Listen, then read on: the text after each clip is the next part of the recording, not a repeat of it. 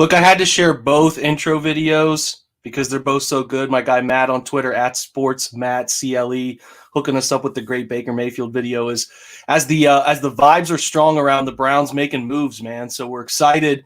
I'm going to preface this by welcoming in Steve and admitting, and he's at BrownsDailyMock on Twitter.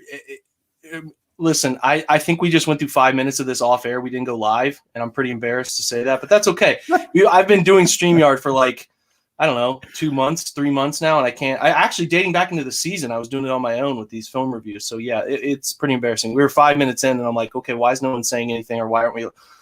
Got to hit the go live button. So Steve, how are you, man? I'm good, and that's like a senior moment kind of thing. It would have been okay for me to pull that, but you're way early, man. Yeah, that was embarrassing. You were in the middle of a good topic there, and I'm like, man, we're not live. We got to restart this thing. So, look, the thing that's been fun about this free agency period, in my opinion, is it started with a little appetizer with J.J. Watt, where they were in on J.J. Watt to a certain extent. Debatable how far they were in on him, but whatever. But that appetizer kind of led us into the start of free agency. You know, the first day, we'll talk as we go about these guys that they've added. We'll give our little notes about them. They start with John Johnson. You get off to a big start. Think that they may go sign 5 or 6 guys, 5 or 6 big names, feeling good.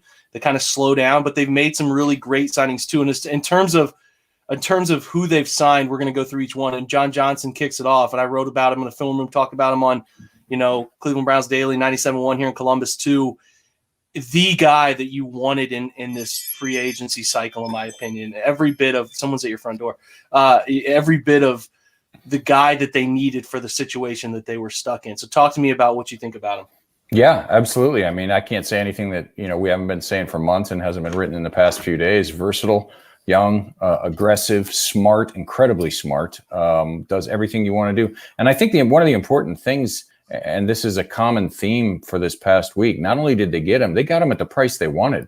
I mean, to get him at the dollar amount that they did, and just as importantly as the guys they signed, the guys they didn't sign who got the crazy money, those moves were just as smart. Sometimes it's the move you don't make, but for this one, like we said, last time we did this, you bring him in, it does 2 things. Number one, if Grant Delpit comes back healthy, you've got 3 of the most versatile safeties in the entire league in one room, and they can all do every job that you want. And 2, if there is any kind of issue with Grant Delpit's rehab, and we have no information that says it is, now you got him and Ronnie Harrison, and Delpit can come back slowly. So he's probably, you hate to call him a safety net, but that's his secondary role. And just in case there's issues, he can cover for just about anybody back there.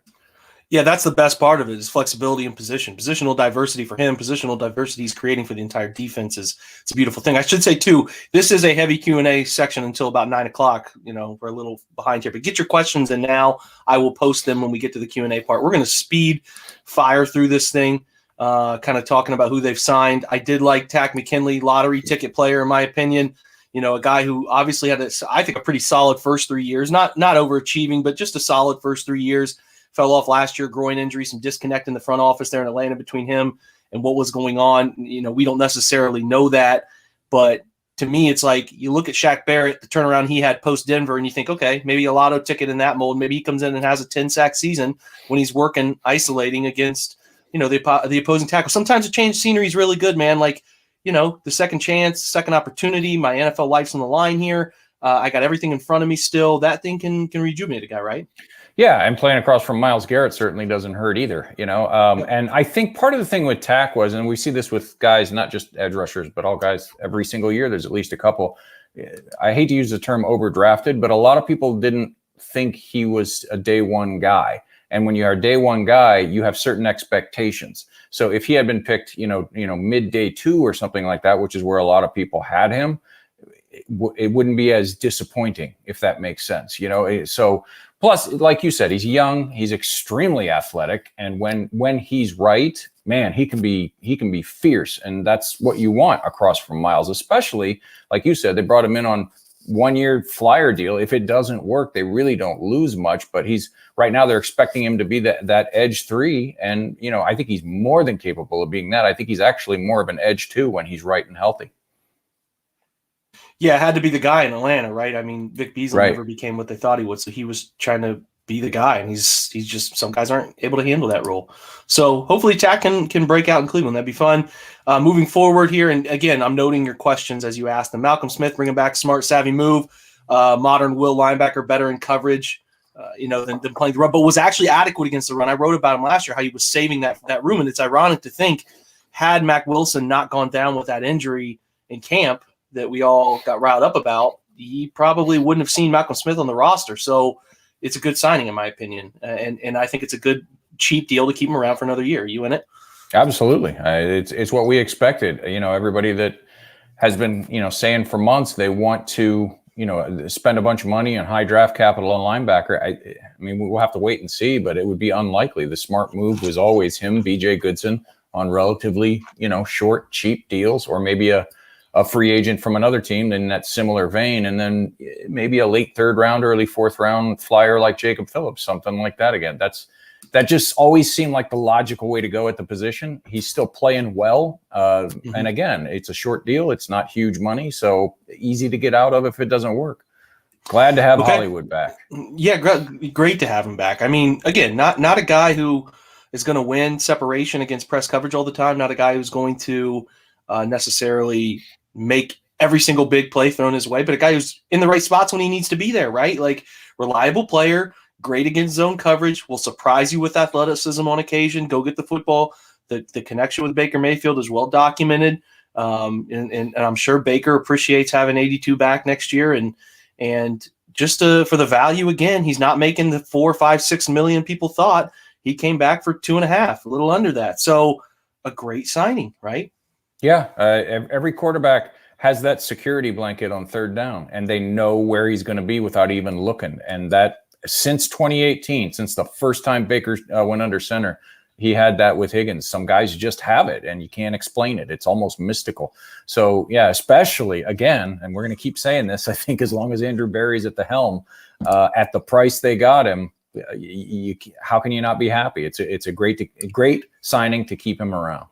Yep, good price, good player, good fit, good group to. If they're going to run it back, really run it back. Bring them back. Bring the guys you like most back, and let's see how it goes for another year.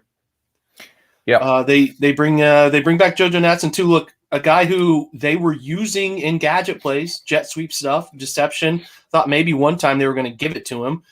He will. I like Donovan Peoples-Jones as a wide receiver. I do not like him in the return game. I also thought, I don't know if Dearness Johnson keeps sticking around this roster. I like him. I actually thought he was a really good return guy on kickoffs. So I hope he keeps. I hope he keeps that role. And then Natson is kind of there for your punt return guy. It's kind of tough to envision keeping a guy as just your punt return guy with roster dynamics, but he'll get an opportunity. I think he's a little less guaranteed to make the roster this year, but they bring him back. I like it. It's fine. It's cheap. It's an opportunity if they feel like they can flex that position to do so. Yeah, and a different style of player. They have different. They have tall guys, small guys, fast guys.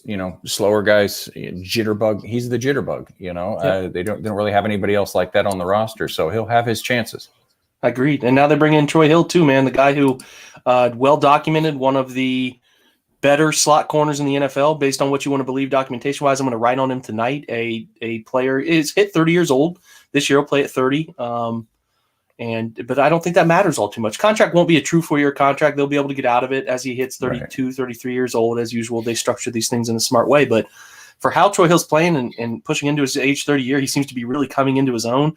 Not only he's not a big guy, but definitely has the ability to come up and play the run. He'll come up and hit you. He's not afraid. 3 interceptions last year. Ironically, I think all 3, if not, I don't know if all 3 turned interception or to touchdowns, but he had 3 touchdowns on the defensive side of the ball too. Might have had a scoop and score mixed in there. I haven't looked at the data. I'm going to write on him tonight. Hopefully I'm not up till 5 a.m. cutting up film like I was for John Johnson. But we're going to get something up tomorrow on Troy Hill because he's fun. He's dynamic. He is going to be a starter. He's an active part of this defense. Just because somebody's a slot corner and they have 3 safeties, he's going to play starter snaps. They're giving him 4 years, $24 million to come in and play. It's not to be a role player. He's playing. So I'm excited, man. One of the better graded players, and I don't think that's a fluke at all. Yeah, and I've had some people on Twitter and some other places today say, well, now they, take all the slots out of your mocks and stuff. I don't think so because, like you said, he's 30. So if they get value on Asante Samuel, Elijah Molden, whoever your favorite slot is. Even into day 3, there's some really good slots out there. Shakur Brown, places like that. Come in, learn behind this guy for 1 year, 2 years, or whatever. And then, like you said, when they can get out of his contract after 2 seasons, then the guy you draft this year steps right into his spot. It's a perfect situation, kind of like what you and I talked about they wanted to do with J.J. Watt. Absolutely. Good, exciting player at a good price, and they're patient. I like that this front office is being patient about going and getting people that fit, and they fit for the right dollar value. So we are going to switch over to taking some of your questions before we get into our actual draft portion. We'll start with Jack's question. Which edge available do you guys think is the best fit? We are going to, in our projections of free agents still to be signed before this draft, put a guy up there. I will throw this question to you and let you answer, Steve. I don't know. There's a couple that, depending on if they're right, could be the right answer. Melvin Ingram, if he's right, could be the Carlos Dunlap, if he's right, is the best fit. I mean, there's a lot of Browns fans that don't like him, but Jadeveon Clowney, they apparently really like him in the front office. They went hard after him last year, and if he comes back healthy and everything, could absolutely be the guy. Let me put it this way: if they can get Dunlop or Clowney, and then draft somebody, day 1, day 2, I think that's a home run right there. Yeah, they'd be feeling pretty good about it. That's from Jack McCurry. Good friend, Jack. What's up, man? Another good question here. What do you think the Browns need to do between now and the start of the season to feel good about the defensive line, edge, and D tackle? I will take this one.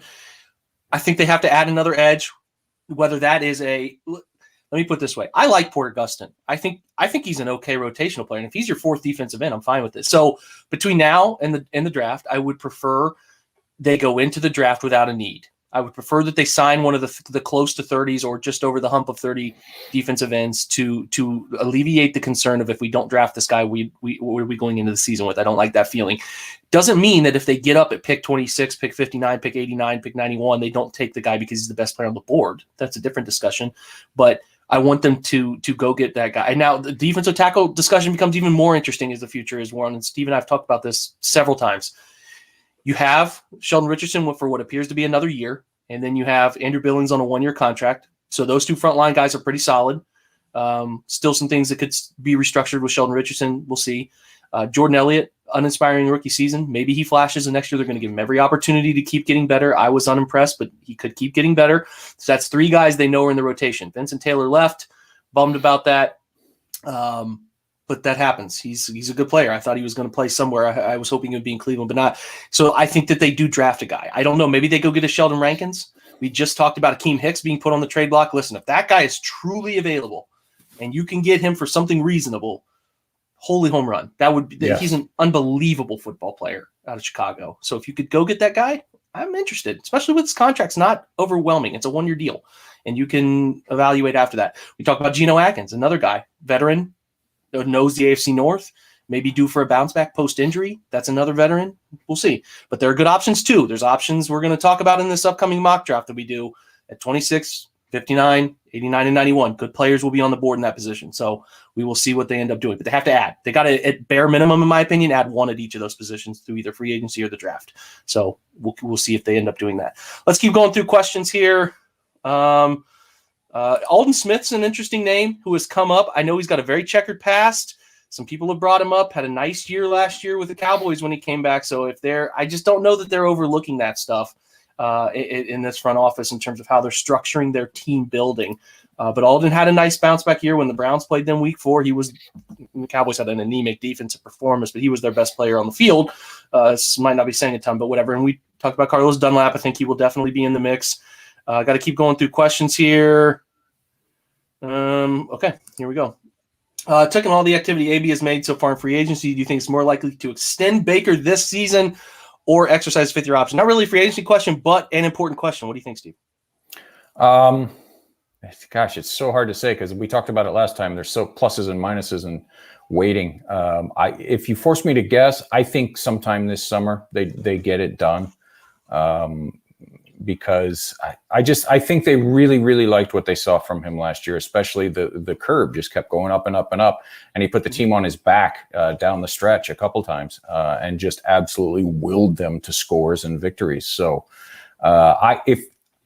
I could see them extending as a negotiating tool just to give themselves some room. I'm sorry, picking up the 5th-year option as to let the negotiations go on a little bit further, give themselves some breathing room. But if you ask me right now, make a call, put your chips down on red or black. I would put my chips down on sometime this summer before they break camp. He's got a big new deal. Okay. I do think it'll be interesting if Baker is willing to do that right now because of where we see the number. Those TV numbers that were dropped today are massive, and they will jump the salary cap up a lot as we trend, fingers crossed, towards more vaccines and more likelihood that stadiums get crowded again. It might mean that we see the jump that the TV numbers are telling us. They more than doubled revenue today for their future contracts. So we will see where that goes. We had a question here about trading back to get more picks. We're not going to answer that now because we will in the draft segment coming up. An interesting question about a guy who is continually forgot about, a guy that they took on last year, Curtis Weaver. What do you think of him? Yeah, that it's the definition of the word wild card. Nobody outside that building has any freaking clue. I mean, I said this last time and I'll say it again. He could be edge 2, or he could be edge 5 and then off the roster, and anything in between. We out here have absolutely no idea what they think of him. But I will say this, from the way this group has operated since they took over last January, and he's been in the building since 2 weeks after the draft, whenever they picked him up, it was quick. Yeah.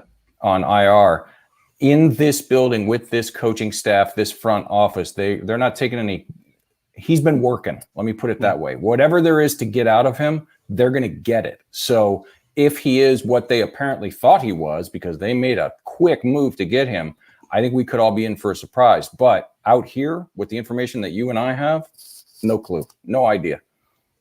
All right. I'm with it. I think that there are some guys that as we think about who they're signing in free agency and what the future looks like for certain positions, we just forget about them. Jacob Phillips is a guy that we forget about when we talk about linebackers because he didn't make a massive impact until the very end of the season.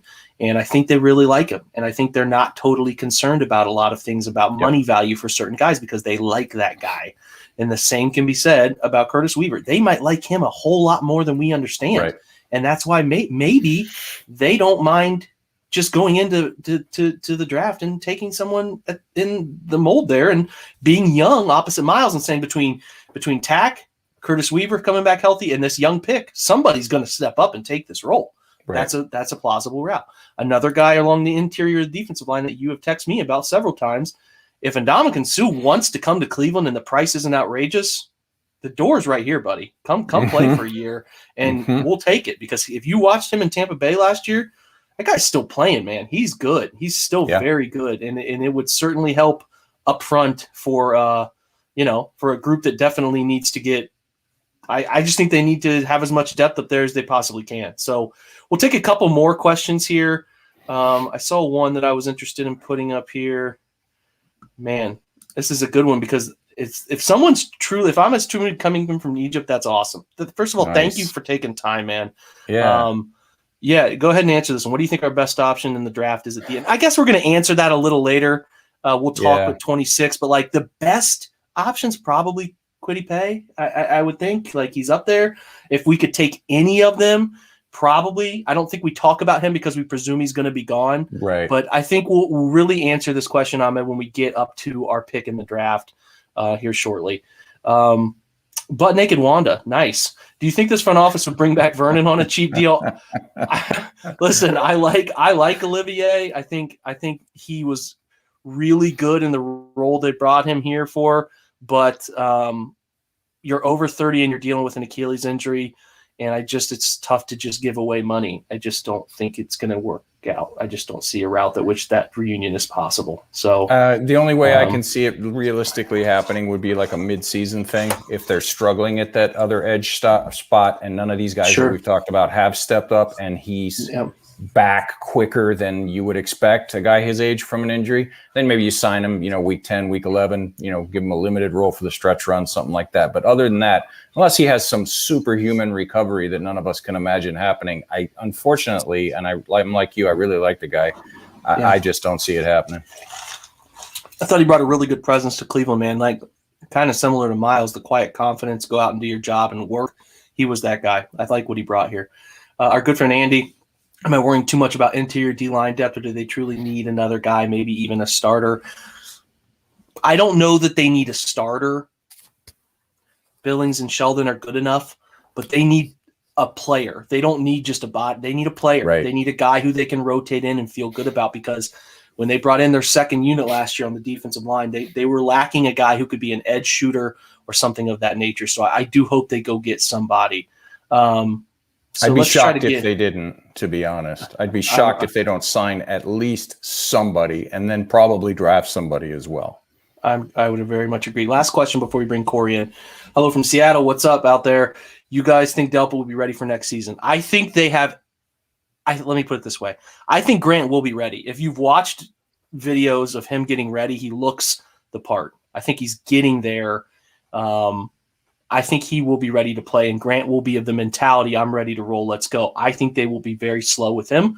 I think he will be a rotational player for them this year in big moments, and as the season wears on, and if his body continues to respond in the right way, he will have a bigger and bigger role. But I think if you're looking at 1, 2, and 3, he's the third safety right now, and he's the wild card. They invested in Grant Delpit. They need to make sure they get him right by the time the 4th year of his contract gets there, to evaluate whether he can be a long-term piece. If he has a setback with that Achilles because they pushed him too hard, that would be really unfortunate for both the player and the team. So I think that he's going to be brought along a little slower than everybody thinks he is. And I think that's for the best for both Grant and the Browns as they try to kind of work together what will be through what we look at in the draft. They have a lot of picks in this thing, and we think they've signed some guys, and they might go sign another guy. They got a lot of picks too, man. So there's going to be a lot of bodies. There's going to be a lot of bodies for sure. And the last thing I'm going to put up is anybody worth jumping up for. We're going to talk about that in the draft coming up. Yeah, as far as Grant goes, just real quick, I think the thing to keep in mind is the next 10 years, not the next 10 games. I mean, of course, that we want them to win this year. We think they're in their Super Bowl window, all that kind of stuff. But a second-round pick, a guy like that, is a guy you want playing for the next decade, and you don't rush him back from an injury like an Achilles, just because. I would rather have him, and we have no indication that this is the case, but if they're questionable at all, I would rather have him sit the first 8-10 weeks and not play at all this year, if it means they're not, like you said, they're not going to rush him back and he has a setback and then he's done. I'd much rather have that, because like we said when we were talking about John Johnson, if he is out the first 8-10 weeks, they got guys that can cover for him. You'd rather have all three, obviously, but if he's out, the other two guys can do an admirable job in there. And there's still some, Shelter Gribline still on the roster. He might come back again this year. And there's, people we forget about a little bit too often. So we're going to bring in Cory. Cory with the first pick, managing editor, does great work at the draft content on Twitter. I think you should be following him. His Twitter is listed there at the bottom of his photo, at Real Cory Kinnan on Twitter.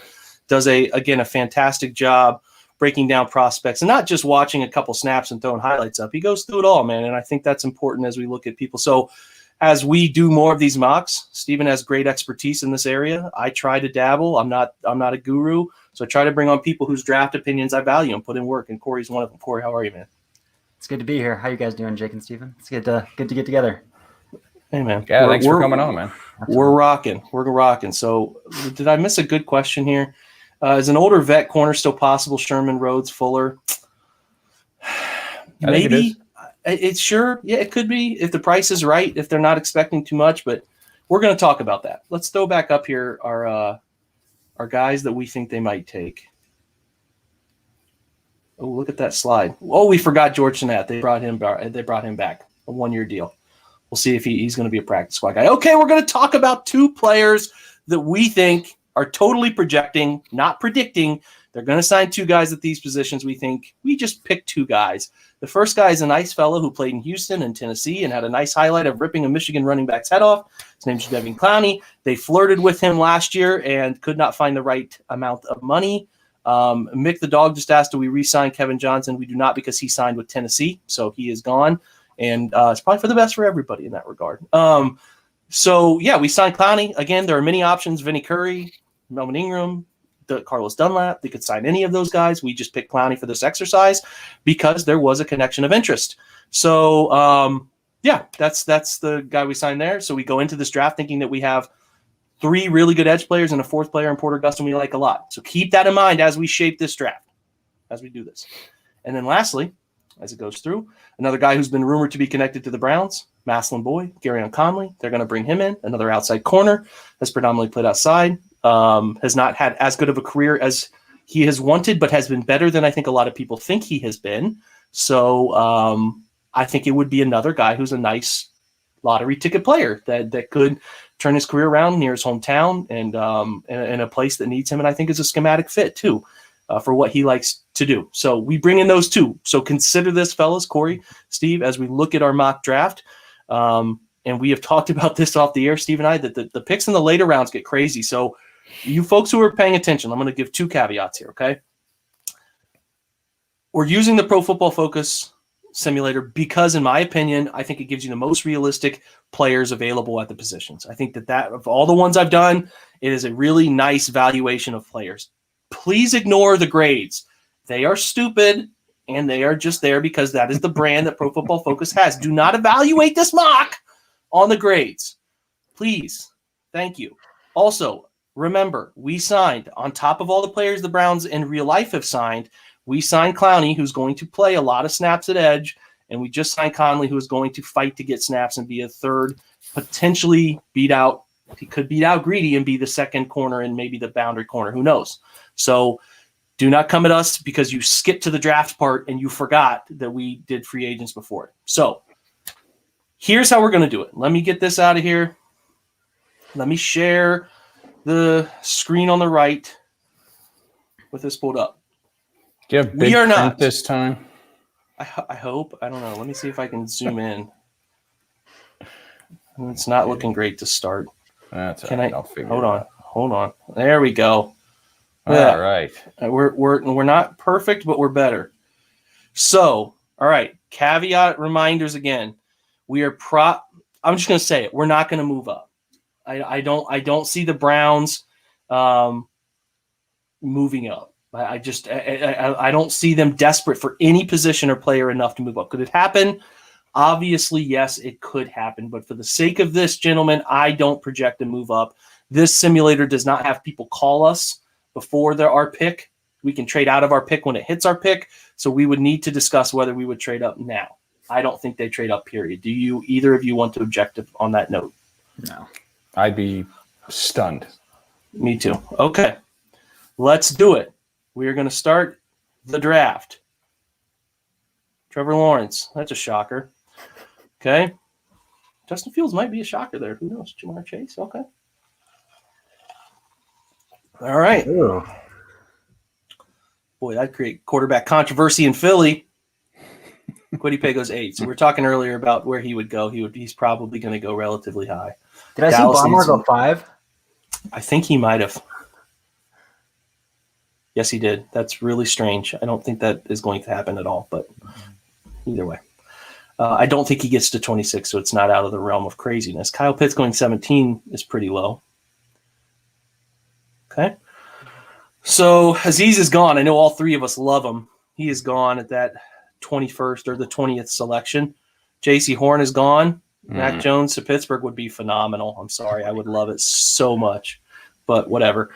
So, ironically enough, a really good safety lands in our lap. So, all 5 of these guys are interesting. One of them has injury concerns that makes me throw him out. He's uber talented, but the injury concerns are just too real with Jalen Phillips for me to really pay ultimate attention to him at 26. I really like Merrick. I really like Rousseau. I don't love Rousseau, but I like him for what he can be, a moldable piece of clay. I don't love him. I'm just going to go through my opinion, then I will throw it back to you guys. I love Elijah Moore like crazy, to the point that I would take him here, just to be completely honest. Love him. Asante Samuel Jr., if they want to go corner, good football player. He has a bright NFL future. I am not interested in a linebacker like Zaven Collins. I think he's a fine player, but I don't think they're going to use linebackers enough, and I don't think they're planning on doing so, and they're certainly not going to make that player a more important player than an important pick on a player like that, in my opinion. Kadarius Toney's fun, and he's a fun player for not this offense. I just don't see a real big role for that type of player in this offense. And that is probably as far down as I'm going to go. So you guys have seen them. Steve, what is your opinion of who's on the board? And remind that a trade back here is possible. We can entertain. We got 4 offers here to trade back. Let me look at them now before I give you guys' opinion. The Jets are wanting to give us pick 34 and I don't know. They're just interested in trading, I guess. We would try to maybe get 66 with that or 86 with that. We could go at them with those if we want to. Keep that in mind. 34 is not far to fall back. The Broncos, we could go get 40 and probably 71 if we went back to 40. And we could go to 43. I don't really want to go down and take 102, so that does not interest me. That's a large fall to only get 102. That would have to include, and they can't do it on this simulator. If you're going to go back to 43, you're going to need a 20. You're going to need a future 2 at least, or probably a 1. Sure. To be honest. Pittsburgh, I'm not doing anything with them. So no. It's the Jets, in my opinion, or Denver. You could probably talk me into 40 and 71. You could talk me into 34 and 66 if they take it. I don't know. Could you talk me into 34, 86, and 107? It's possible. So, let's see what you guys think. You know what players are there.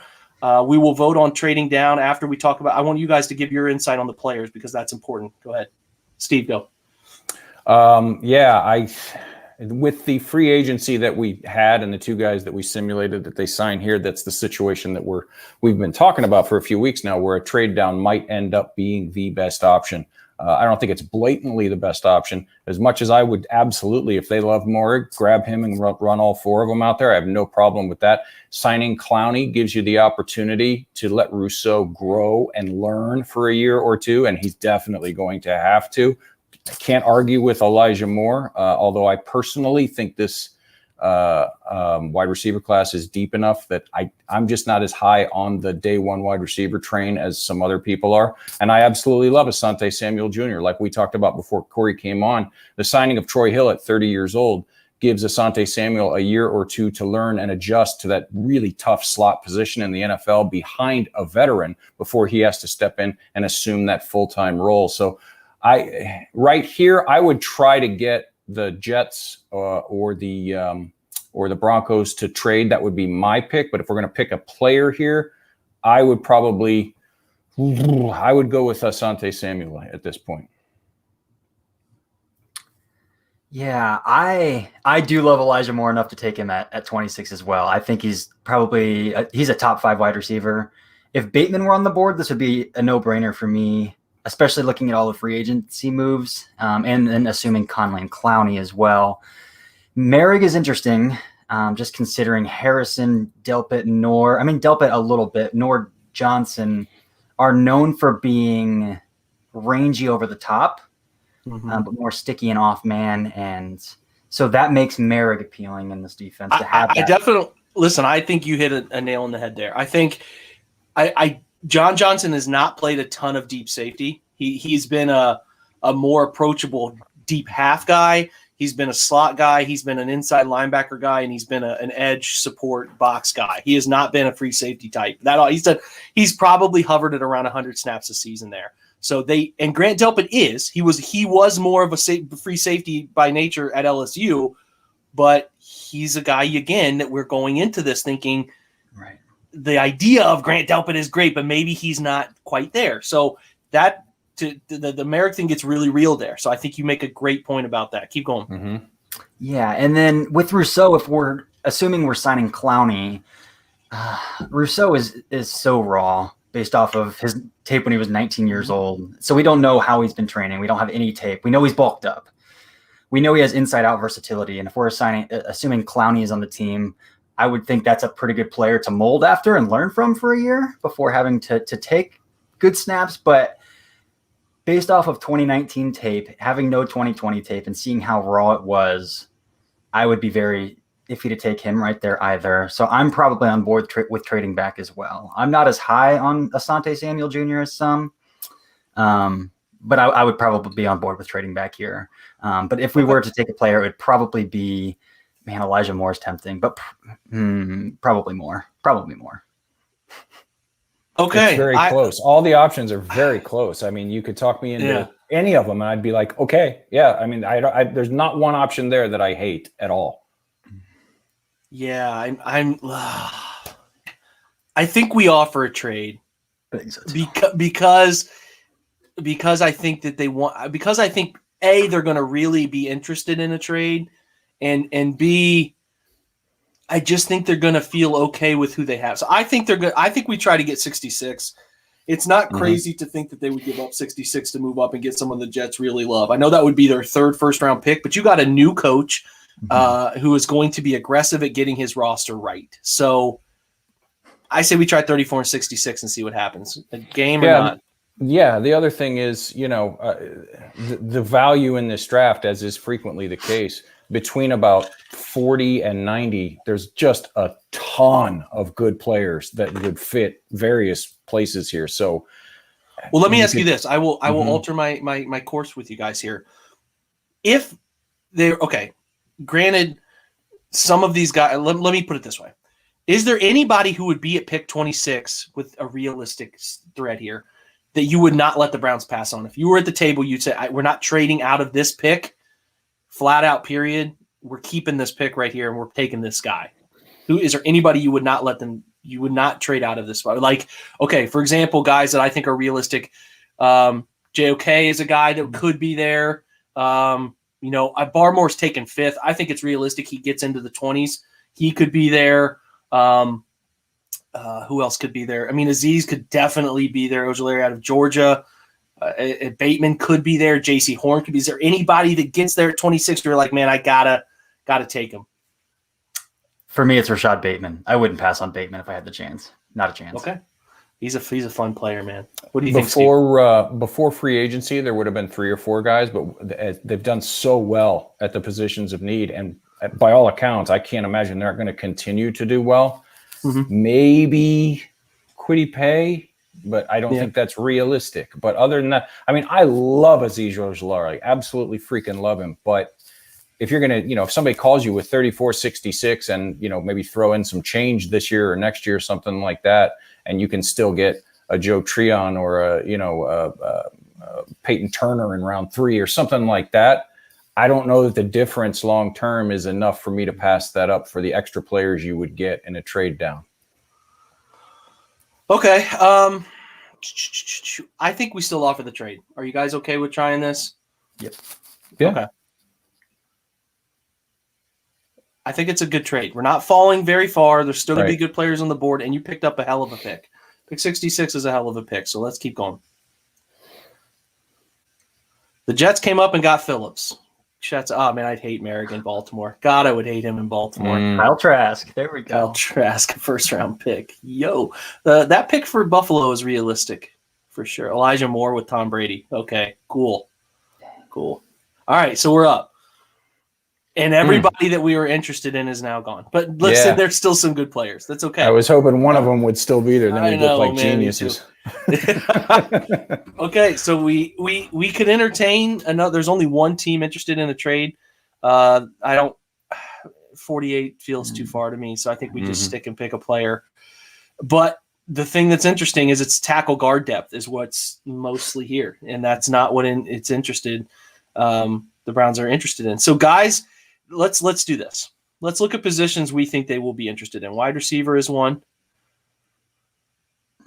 I think corner is definitely one. Safety is definitely one. Edge and defensive interior. And let's see who's of interest to you guys here. I have a name, but I will hold on to it. So let Cory hit lead off this time. Go ahead, man. Let me scroll through too. I'm not going to limit us to their rankings. There are plenty of players here. So I'm still pretty high on Tyson Campbell. I know he got beat up at the catch point this year, but I think he's still highly athletic, and he's probably the twitchiest corner in the class. But for me, I saw Terrace Marshall. I like Terrace Marshall a lot.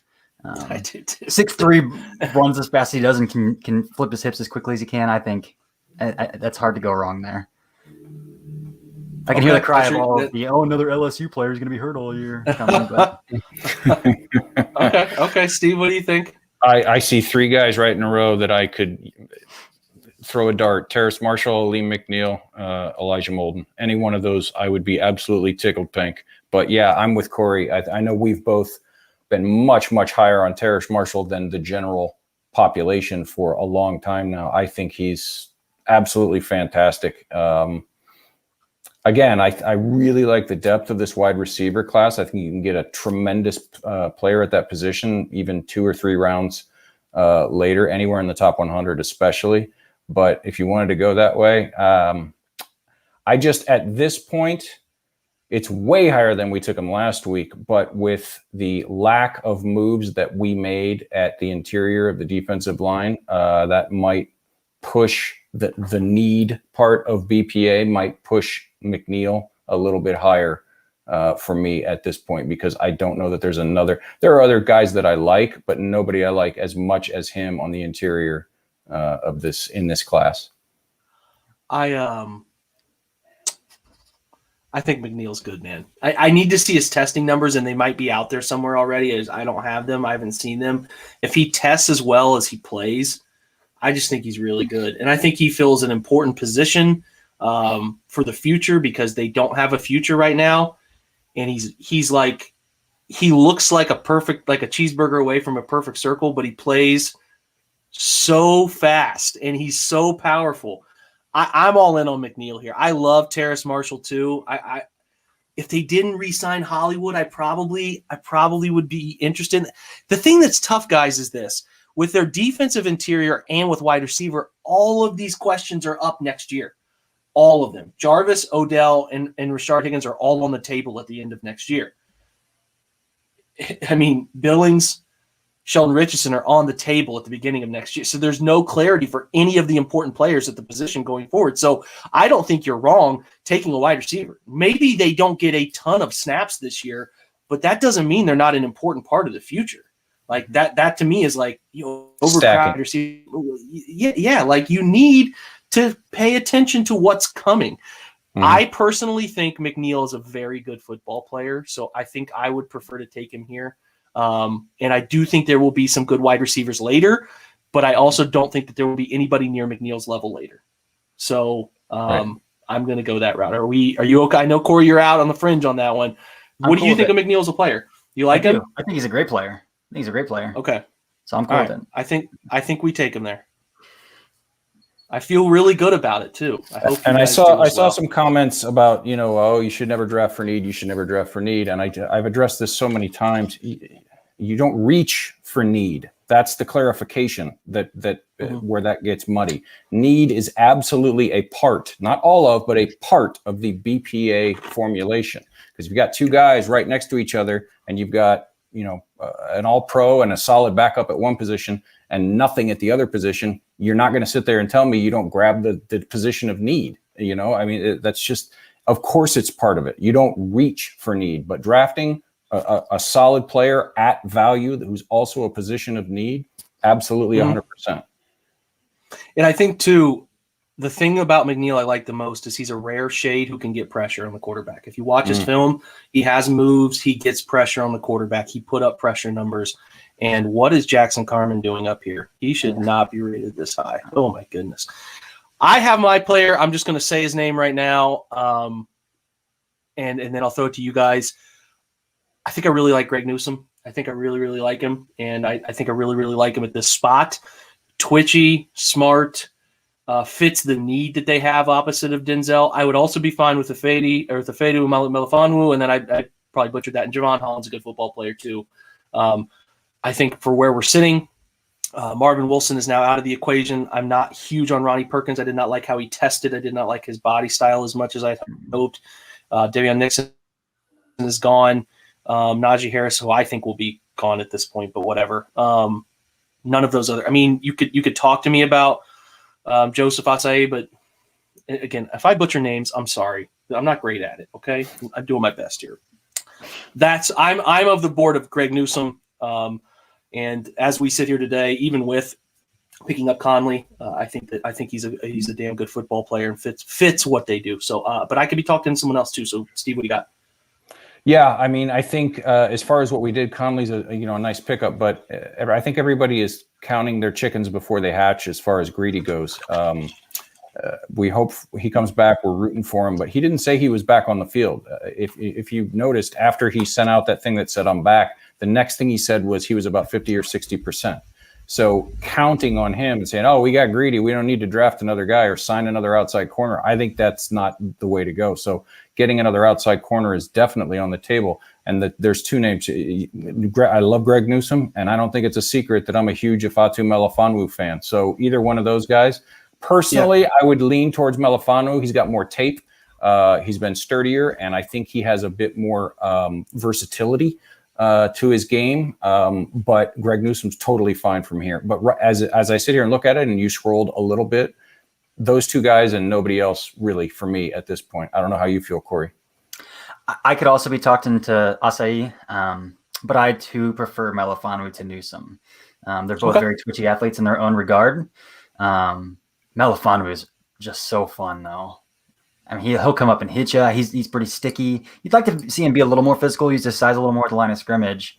But for being 6'3" and 216 pounds or 212 pounds, whatever he was, to be able to sink his hips the way that he does is not an easy task for a guy his size. And I think that makes him a pretty lethal weapon at the next level. And we need a boundary guy opposite Denzel Ward. So, and then something else with Newsome, he's a great player, twitchy athlete. But he's missed pretty significant time every year. He's been at Northwestern as well. That's 17 games. 17 games. That's it. That's all he's played. So that's a concern for me as well. But I just genuinely, even injuries not in the picture, I think Melifonwu is a better player. So that's the way I would go as well. Okay, I'm completely fine with that. I think he's a good player too. I don't know what his testing looks like, if he's going to be as freaky as his brother was. Test-wise, have you guys seen any test numbers from him yet? I think Syracuse is late, aren't they? Aren't they like the second week of April or something? Like really late, their pro day.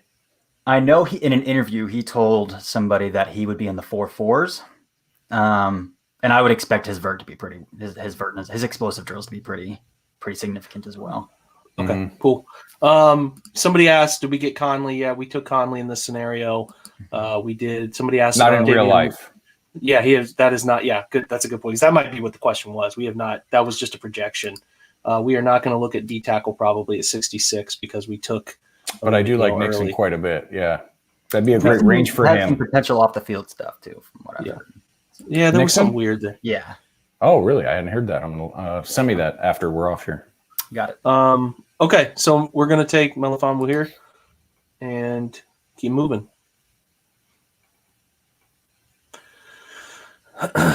Boy, Marvin Wilson and Ed Oliver, huh? Nixon goes 62, by the way. And we are up again. Greg Newsome goes the pick before. I would personally take, based on what's here, keep scrolling. Is Diami Brown off the board? He is. He went pick 50 to Miami. Okay. I really like Davis, and this is like,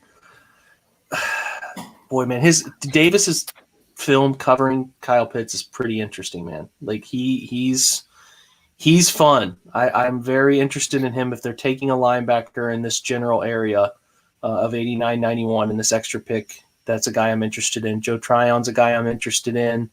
Love him. He's good. As far as the guys at the top for this ranking, Javon Holland is versatile as all get out, but I think he's another John Johnson type player. I think there could be some redundancy there. Right. Isai's an interesting play, tested through the roof. I just the film against Tevin just gets on my nerves. He just got dominated. I get so nervous. I'm going to pass to you gurus and let you talk to me before I make my choice. Give me what you guys think. Steve, go ahead, Cory, lead off. Yeah, okay. So it's tough. I really like Ronnie Perkins' tape. Again, his build and his testing numbers kind of throw me off a little bit, though. Apparently, he pulled his hamstring in his pro day on his first 40 attempts, so that altered some of his numbers from what he said. Paris Ford should not be that high. Yeah, this needs to be updated after some numbers come in for sure. Asai would probably be the way that I go. I mean, the thing with this edge class is outside of Ojulari, Treon, Quiddipe, and Phillips, it's a very stiff class. So if you're looking for a dude with bend, it's going to be one of those 4 dudes predominantly. But he's explosive and he's strong. He can convert speed to power pretty well. If we don't think this is too early for a linebacker, I think Davis is a pretty good option as well. If Odeyingbo didn't pop his Achilles, I would be all over that right here as well. Yeah. But that's kind of my thoughts where I'm at right now. I'm not as big on Javon Holland, just because I haven't seen a lot of reps as him as a safety over the top. And then I think when he's kind of playing in the nickel or closer to the box, his click and close is a little delayed for me. So he's kind of a tweener that I don't know how he fits the next level. So I would probably go Asai, but I'll pass it to Steven. I'm going to make it pretty simple. Joe Treon is my guy. Okay. If you're willing to drop, see, this is it. We're at 66 and he's at what, 80 something. Mm-hmm. So on the face of it, that wouldn't be very good value. But if we're willing to go to Davis, who's ranked 1 spot ahead of him, I'm more than happy to go Joe Treon here. The year off, we have no idea how that's going to affect any of these guys' draft stock or their game or how the GMs look at these guys. But his stuff in 2019, he was set for a big year. He was set to really, really blow up. And like you said, Cory, his athleticism and his bend and and he can drop into cover. I mean, he can do just about anything you want to do. Not that I'm a big proponent of dropping your rush ends into coverage all that often, but he can do it if you need him to. Yeah. I would go Treon here, put him behind, like we were talking about earlier, put him behind Miles and Jadeveon Clowney for a year, let him ease in as the 3rd edge or the 4th edge, even if Tack has a big year, and just go from there. Have him be the stacked guy for 2 years from now when whoever's contract runs out and they leave town. That would be my pick, Joe Treon. You like Joe then? I don't care about the damn ratings. I'm cool with it. I think he's got some pretty nice polish with his hands as well. Some nuance with his hands as well that I don't know that Asai has, if that's the difference. So I'm cool with that. Again, Treon's another guy that sat out all year. Right. But you can tell he's definitely been training. He's pretty big. So I'm cool with that. They asked Joe to do some difficult things, too. If you go watch their tape, man, they were asking him to cover ground and stunts. They were asking him, like you said, Steve, he was dropping into coverage occasionally, a ton of different things, and was still really productive. So I'm fine with that. I think that's a good player at that spot. Keep going. He's what, 6'5", 265 or something like that? I mean, he's not small either. When you talk about an edge player dropping into coverage, everybody thinks, oh, he must be, smaller. No, he's friggin' big, and still young, so he's going to get bigger. I'm sorry, I interrupted you there, Cory. Go ahead. Oh no, that's okay. I was just going to say Washington's defensive front have been notoriously hard to evaluate because they ask them to do a lot of weird stuff. So. They do. They get creative for sure. Davis is gone. Dang it! I wanted him. It's all good. Do you think they're going to do one? I just with the 3 safeties that they have now, and they brought back Malcolm Smith. They still have Jacob Phillips, who I know all 3 of us like. Mm-hmm. I've been picking one. They might not. Fairly regularly, but they might not take one at all. Player. Yeah, he's good. They might not. I just think he's good. But yeah, you could be spot. They might not even take one. Period. Okay, let me do some filtering here. Wide receiver.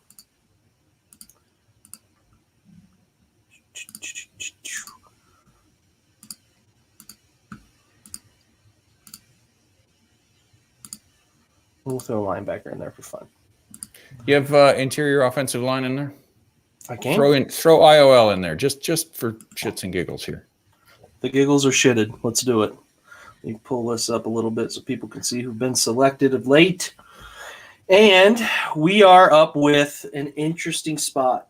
Some people have liked as much as some people like him. Hamps is interesting. If they're looking at tight ends down the line, I know we had a conversation, Cory, about David. I don't know. Maybe they keep David. Maybe they move him. I'm not sure.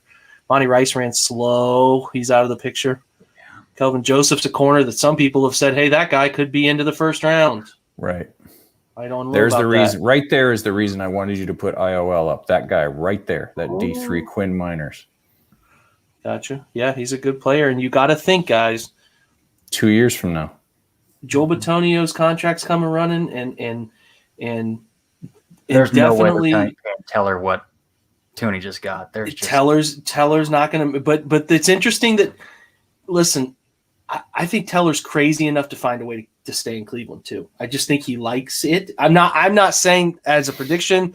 I just see a guy that I think might be like, okay, I'll figure out a way to make it work in Cleveland for the right price. But maybe they don't even want to entertain it.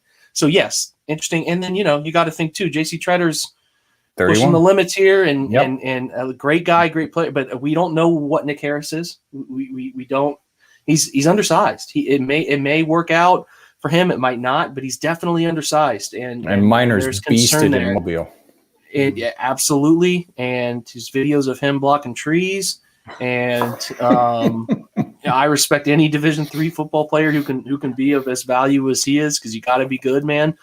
So yeah, I would be fine with him here. I have no problem with that, grooming that player to be the guy for they could potentially be looking for center and guard next year. There's just no way around after this upcoming season. So I'd be fine with it. Put it that way.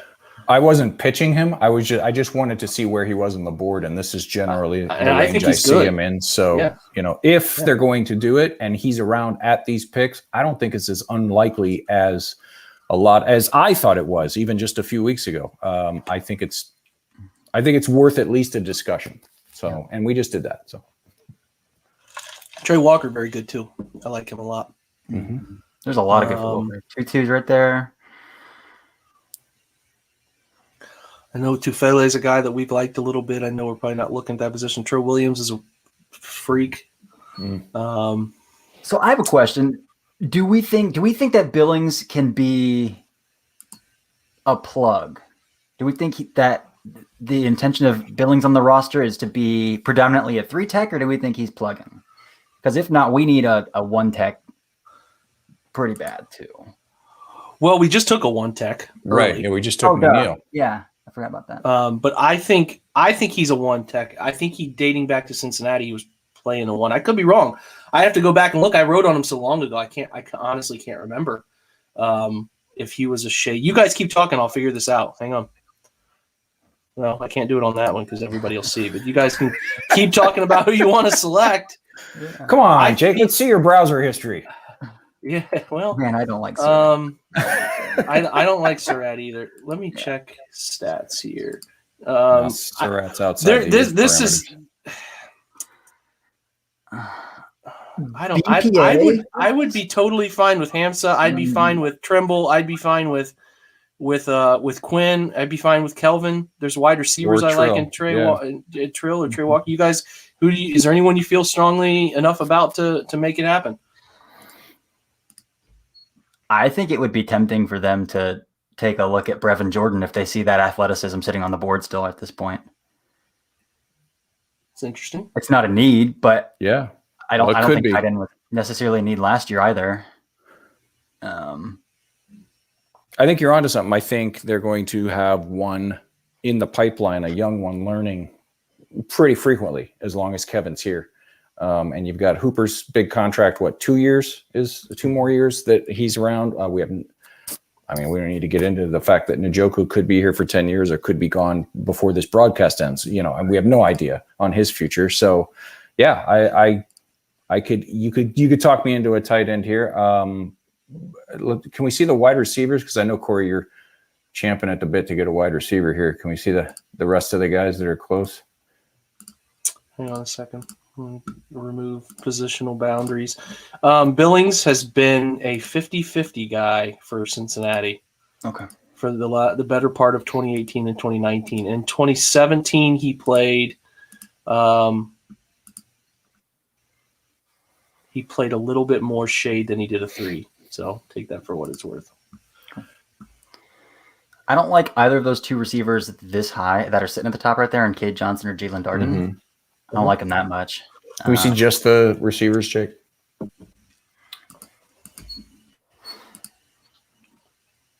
Amon-Ra is interesting. Mhm. I'm interested to see his testing numbers. Where's Anthony Schwartz listed at on this thing? Oh, he's all the way down there. Okay, that's good to know. The guy from Stanford, I'm late to the party on him, but he tested like a monster today, up a little bit. Fehiko, yeah.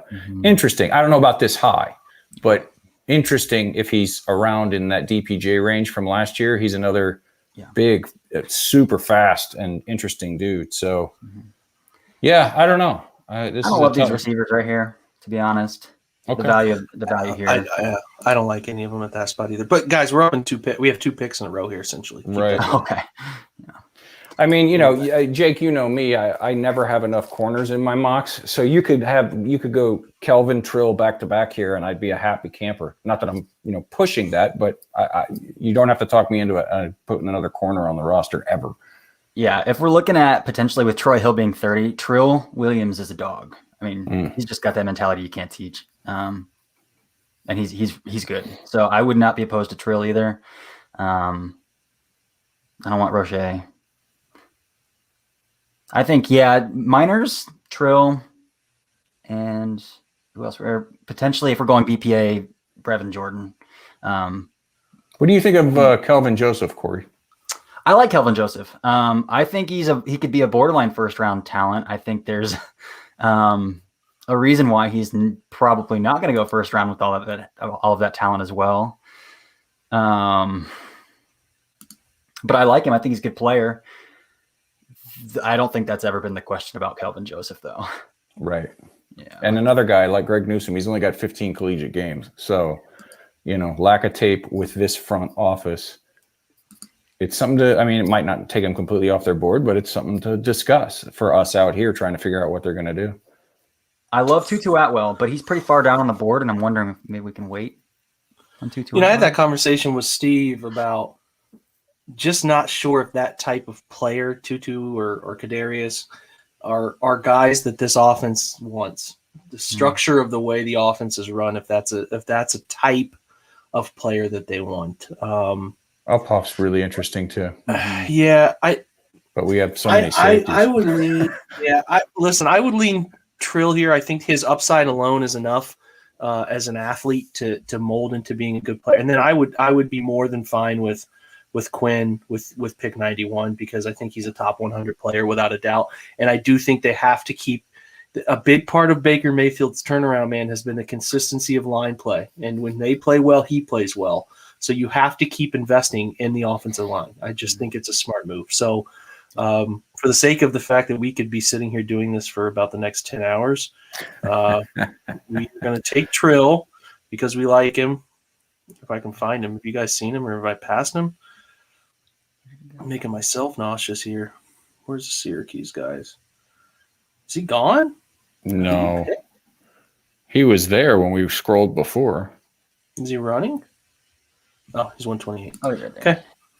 Fine. Minnesota takes. There goes Brevin. That's ironic. And then we're going to take Quinn because I think it's a smart decision. Man, Hamza right there is very appealing too. Mm-hmm. That knee injury is scary, but man, he played I think 2 games this year, but both those games are really good. Right. Really good. He'll hit the hell out of you too, man. Yeah. I mean, we're up to 110. He could still be on the board. We'll see. If he's back to what he was before the injury, yeah, he's freaky. And he's relatively young still too, for being a senior. Mm-hmm. So. Oh, he's still on the board. Davis Mills going to challenge San Francisco. Trey Walker, the Saints, is a good fit. Mm-hmm. I like Jordan Smith. Yeah, me too. Well, he's there. Do you want to take him? I like him. Oof, I think he's fun. Felton's fun. He is fun. Look at you guys running. Gosh, yeah, you could talk me into Hamza. You could easily talk me into Felton. You could, like I said before, you could talk me into Joseph. I mean, shit, I would have taken him 20 picks ago. Pardon my language. I mean, there have been some McGrone sneaky, here too. He just went off the board. Mm-hmm. Some sneaky Kareem Hunt trade rumors that he's being floated. I don't know the validity of those rumors, but they've been floated. I'm with you, Corey. I like McGrone a lot if they decide to go linebacker, especially in this general range. Yeah, his eyes and instincts are a little iffy at this point, but he's athletic as all hell. And so the hope is I think he's like 20. He might be 21 by the draft. And the hope is to get a dude like that, plays with his hair on fire, teach him where his eyes need to go, and you can turn him into a good player. Yep. Ham's a sore spot for me right here. I think he's a second-round player on talent alone, if you don't count injuries and things like that. I'm fine with it. I'm good with it. We've taken a corner. We've taken – who have we selected? God, been here forever. Took a nice interior piece. Took Trill Williams, pick 89th. We have a corner that we selected that we like. Taken two Syracuse corners now that I think about it. Took an edge and Joe Tryon. Took Malafanu at pick 59. And all the way up at pick 34 after we moved down, we took McNeil. So – give me all the defensive backs. I think you got to keep looking at defensive backs, and it comes down to Hamsa or Kelvin, and I think I like Hamsa more for what they plan to do. So I think we do it. Selection made. And now we're into a spot where Jake, you and I talked about this off air, and Cory, I think you're going to be on the same page with us with what they've done already and what we assumed they did for this simulation and free agent and the picks that we have so far. There's nothing left that we're desperate to fill. I mean, we're not looking at it. So at this point in the draft, you could logically make a case to trade all of these picks into next year if somebody offers you something. You know, I mean, we could walk out with just what we've picked here and be okay. Now, I'm not saying they're going to do that. They're not going to trade, not pick anybody after 110. But if two or three of these picks, somebody calls and offers them, I mean, who was it? Jimmy Johnson said there's always somebody that'll give you next year's fifth for this year's sixth, or however he phrased it. Somebody calls up and does that, and then next year you're looking at the same thing. You got 9, 10, 11 picks in a year where hopefully you have two needs. So it's a way to go. Yeah. Holy crap, Demetra Felton's still there. So's Calvin Joseph. So I don't know if the DePodesta guardrail. I would assume they get pretty low the later you get into the draft, but Felton is, I think, 23. Oh, is he? Okay. Difference at this point, but Feheko right there still. Could be a good pick here. Right there. Yeah, because we haven't hit wide receiver yet. We talked about it. We haven't actually done it yet, have we? I don't think we have. No. Yeah. Nico Collins is good. Either one of those two guys. I like Nico Collins quite a bit, but Fehiko's, and he's gaining steam. I've seen a couple guys that I like. I'm sitting here talking without actually having my mic on. Fun. I was saying that every time I watched TPJ for film last year, I was hoping that every catch was him, but it was Nico, and I was like, God dang it, dang it. Wish that was. But I mean, I like Donovan plenty. So. Nico's good, man. I'd be more than fine with Nico at that 132. And there's spot. There's been wins that this front office likes him since the offseason. So he's twitchy, man. For how big he is, he's twitchy too. It's interesting. We got Schwartz. Schwartz is definitely, if they're looking at a burner type, Schwartz. I think the 4.26 or whatever he put up today is going to draw people. And I know you talked to him, Cory. So he's going to move up. That number, you just don't get picked. You might not even. He might be a top 100 player because that speed is rare. And if they are going to go get a guy that can run, that they're like, okay, now we need a player we think has upside that can really run. He's interesting, man. He can flat out move and you can do fun things in this offense with a player like him. So. I like Nico. I do worry about the fit. That I didn't love the fit between him and Donovan in Michigan. And that doesn't mean you should eliminate Nico because of Donovan. But in terms of wide receivers, you need them to be. This is the conundrum the Browns are currently in: is redundant skill sets. Right. You need guys that do different things and play different positions. I think I'm fully on board with taking Schwartz here. If I'm looking at what they can do, the wide receiver class that is coming out next year, and potentially some free agents that might hit the board next year, I'm not overly concerned about finding somebody that I think is going to be low basement, high ceiling.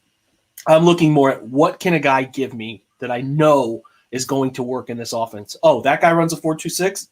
He can put it on film. He can run past people. That's fine. Bring him on. Let's run long play action developing schemes and let him turn up field and go. Just unleash it, man. So I'm in on that player right there. I love Schwartz. I think his Auburn tape's weird because, I mean, they do run an outside zone as well. So quarterback sucked too. Well, that's true. That's true. But he does have comfort in an outside zone. But he's always the motion man, like the jet guy in Auburn, weird ass outside zone. But he told me that he's working with Stephon Diggs on his route tempo, so that he can play the majority of his snaps outside the numbers instead of just being a burner who can't really get in and out of his breaks because he's going balls to the wall every play. So that would be interesting if he can add that to his skill set to play outside of the tempo or outside the numbers that often as well. But Schwartz is good.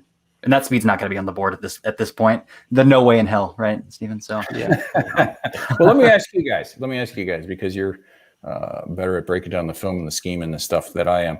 Is he, and I hate player comps because people immediately take them the wrong way, could he be used by Kevin in a similar fashion as Cheetah is used in Kansas City? Mm-hmm.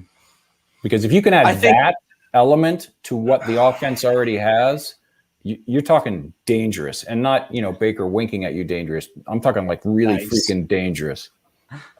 I will say this. I think what makes Tyreek Hill a 1-of-1 is because he is at the speed at which nobody else is playing right now.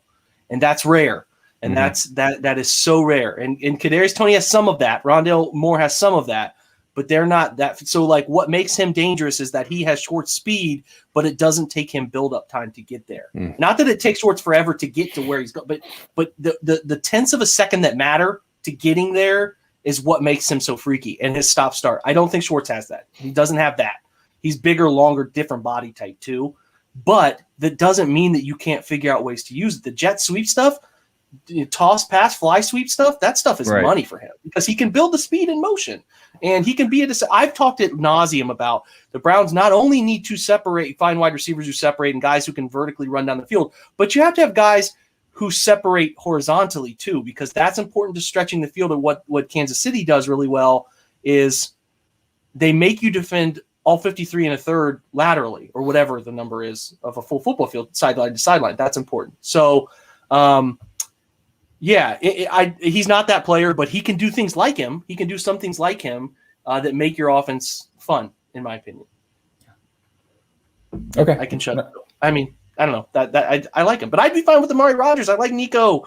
I have not studied Semi from Stanford, but there's a lot of guys here who are fun. So I think this is the perfect range for Anthony Schwartz. I'm totally on board with it. Yeah. Okay. All right, let's do it then. Even had we picked Terrace Marshall, like we talked about doing, I would still be down with him at this range. Yeah. With Schwartz at this range. Can confirm he's also met with the Browns. So that's a big deal. I mean, it matters. Can confirm. Who's your source? Uh-huh. He told me. Oh, is it him? Yes. Source him. That's source. To be fair. All right, I'm speeding this thing up because I don't think Jake's watched it, Corey. He has no idea. And Jake only gets to watch animated stuff with singing horses and crap. And I get Bluey, PJ Masks. He's on a really big Raya, the new Disney movie Raya and the Last Dragon. Loves that one. Sisu the Dragon. He's a big fan. Anyway, we'll keep going. I would consider a running back here. I like Garrett Wallow too. Wallow's good. Yeah. You guys, give me your so opinions. interesting. Adebo is so interesting because that freshman season was so damn good. And then how much of what the drop off was due to the dings and nicks and all that kind of stuff. And then he didn't play. So it's total wild card, but we're getting into the range where taking a wild card shot can make some sense. And if he can be anything like the promise that he showed in that freshman season, he could be a steal here. But absolutely, Daz Newsom's fun. Yeah. I mean, you guys are up. I'm not making this selection, so I can keep scrolling. Yeah. Kind of multitasking. Wallow's good. Snowden is interesting. Mm-hmm. He's got kind of a Sam versatility to him where he can rush the passer, he can drop back into coverage. But I guess we took Tryon, who can do the same kind of thing. Mm-hmm. Yeah, Snowden's huge too. Yeah, he's huge, 6'7" or something like that. Mm-hmm. Wallow's good. I would consider linebacker or running back here. I know the positional value is not great on either of that. But I would consider Kylan Hill here as well. I like Kylan Hill a lot. Okay. Can we see the running backs, Jake? Just the running backs?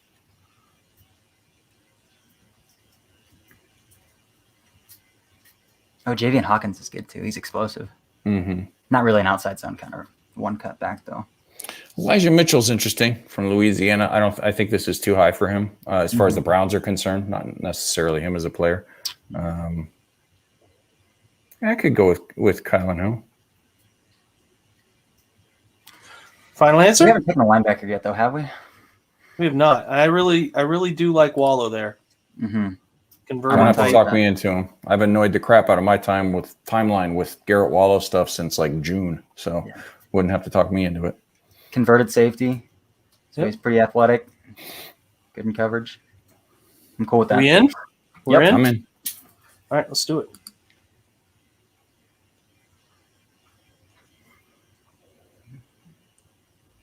I'm actually kind of curious to see the grades. As much as I don't really care, I'm kind of curious to see how much they savage us.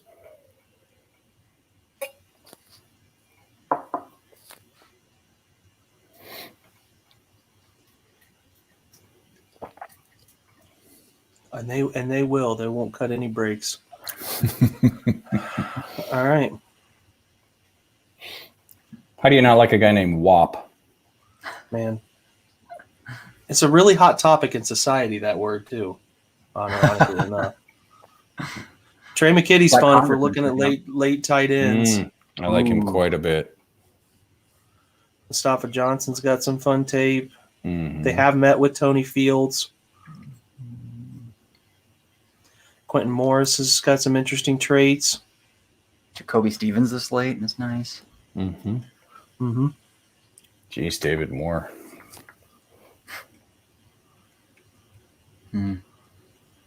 David Moore's good. He is. He's mean, man. He's got that nasty streak. He's one of those guys. If you played ball in high school, there was at least one on every team. He did not care about the score. He just liked watching his man fall to the ground and like beasting over him. And that's the kind of attitude that David Moore, at least from what I've seen. I've never talked to him or anything, but and he's like 350 pounds, and he ran like a 5'1", which is incredibly impressive for a dude his size. Yep.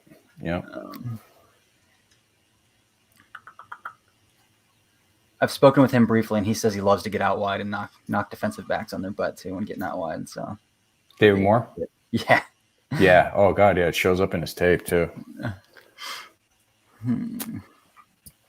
Yeah. There's a lot of you know what, Cory, take the wheel on this one because I could be talked into about 7 different ways on this, and I'm okay. When we're beyond pick 200 here, so you can do just about anything you want at this point. True.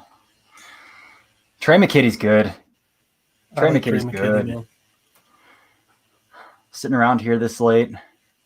I also read a story today that he transferred from Florida State to Georgia just to prove that he could block in the SEC. Mm-hmm. So that's kind of funny. I saw that. Yeah. I would probably go Trey McKitty here this late. You're just taking flyers. You're just throwing darts at this point anyway. I'm in. Yep. They'll keep a 4th tight end. Can you beat out Stephen Carlson? I would imagine so. Yeah. I got to imagine he goes earlier than that, you know? But yeah, if he's sitting there and they've had the rest of the offseason that we've put together here, I have no problem with that. Mm-hmm. Especially if, Drew's going to go full Drew and Njoku's gone at some point in the near future. So I've been talking about that. There's just no way they trade him for less than a 3. They're going to get a 4 like as a comp pick at the end of the year anyway, so they're not going to budge anything less than that. Right. There's David Moore. Yeah. I'd be tickled with him. So would I. McDuffie's interesting. I don't know if we need another linebacker, though. I don't see them taking it. I don't even know if they take 1, let alone 2. Right. Jamar Johnson. McPherson gets a lot of love from folks, too. Jamar Johnson is so interesting, isn't he? Mm-hmm. I mean, he seems like he should be making more plays than not that he didn't make enough plays, but he seems like he should be more like Delpit-ish. I don't know if that's the right way to say it, but yeah, he's very, maybe it's because he was at Indiana and they're not exactly a football factory. But yeah, he's really, really interesting. But I mean, geez, how many safeties do we need? Right. I saw Coonsey there too. If we want to double up on edge rushers, I don't know if we double up on edge. I like him from Buffalo. I love ISM. Love ISM. Yep. I'm in. That dude's fun. Who else was there that you guys mentioned? David Moore. Coonsey. I would say Quentin Morris if we didn't just take McKitty. And yeah, Coonsey's good. I would say at this point, for me, it would be either ISM or Moore. Mm-hmm. I'm cool with that for sure. We took one receiver. ISM can play outside the numbers too. He's nuanced. Another guy. Yeah, I'd take him. Yeah, held back by scheme and inconsistent quarterback play. Yeah, I like ISM, man. Mm-hmm. I'm taking him, man. All right, I don't care about the grades, even though this is one of my better overall grades ever, ironically. So this is the selection group here. We have McNeil. If we traded down to pick up pick 66, we got Melifonwu, Joe Tryon, Trill Williams, interior help with Miners from Whitewater. Hamza is pick 110 is a great pick. Anthony Schwartz can flat out run. Pick 132. Took a shot on Garrett Wallow, linebacker selection, because he can move. He fits the modern look. Trey McKitty is a tight end dart. And Smith Marset is our last pick. 2 picks from the very end dart, too. This was fun, guys. This was a lot of fun. I think we got a good draft here. And for anybody who joined a little bit late, we, in addition to the guys they've already signed, we hypothetically signed Jadeveon Clowney and Gary Conley as free agents to add to this. So keep that in mind when you're trying to evaluate our haul here. Yeah, I like it. I like it a lot. All right, this was fun. Good stuff, guys. Cory, Steve, thank you, fellas. This was a blast. Hope you guys enjoyed watching this. And we will keep doing more of these mocks, anticipating things as we get more information. They sign more people, and we get closer to the end of April. So, Cory, I'm sure we'll have you back again either before or after this draft. You were very knowledgeable and a great job, my friend. Yeah, if you're not following Cory, go follow him, guys. Absolutely. Yeah. Had a blast. Make sure you follow him. And Steve, you're okay too. You're okay too. So we'll keep you around. Yeah, it was one of my better efforts. I didn't stand up naked, so that's good. It was, yeah. That's a win anytime that goes down. But listen, this is fun. If you have questions, always hit us up at the OBR, Ask the Insider section, whatever. And we will try to get with you if you alert us, tag our name, whatever, as we approach draft time. We are going to be shifting to more draft coverage starting next week at the OBR too. So keep your eyes peeled for that. Otherwise, we had fun, and I think the Browns got better today in real life and in fake life with our draft. So it was fun, and as usual, until next time, go Browns.